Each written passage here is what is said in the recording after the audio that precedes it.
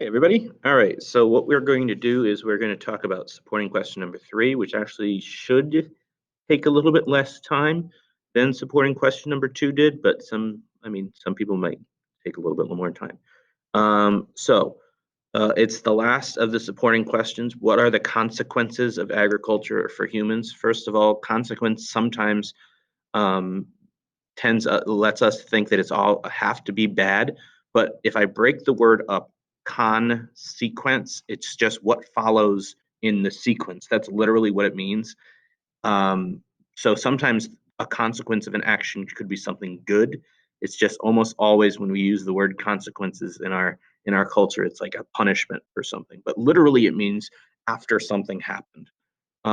So what I have is I have my sources linked up here at the top again. At this time, I opened them up before I started my video just to make things a little bit smoother.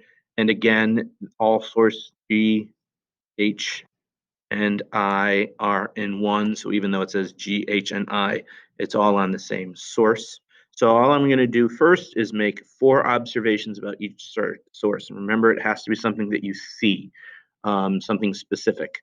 So this one actually might be the harder one because there's just so much, not a lot of stuff here, not a lot of information. But you can always add some of the labeling or some other things, the title. So we have 4 observations for source G, H, and I. So H is 2 different houses before agricultural revolution, houses after agricultural revolution, and you'd make comments about that. And then I is another set of graphs. And this one, you might end up having more than 4, and that's fine because there's just so much information that this includes. And for the most part, this is one of the best pieces of evidence that we can use for one of the arguments about agriculture. So the first thing that I'm going to do is make some observations. I'm going to put them into this chart here. Then I have to make a claim about agriculture in general from information just from this supporting question. So not from supporting question 1 or 2. So the first thing is I'm going to create my claim using one of these sentence starters. You don't have to. You can make it up on your own, but you're writing your claim there. And then you have to find evidence used from 2 of these 3 sources. So if you have a really difficult time, for instance, making observations from this one, you don't have to do that one. Can you? Yes. Do you have to? No. So you can do all 3 of these, but you only have to do 2 of them. Okay. And what you would do is you would defend your claim, whatever you write here, with evidence here. So you would provide your evidence, and then you would explain that helps my claim because, and then you would write how that helps your claim or how it would hurt your opponent's claim if you want to do it that way. Okay.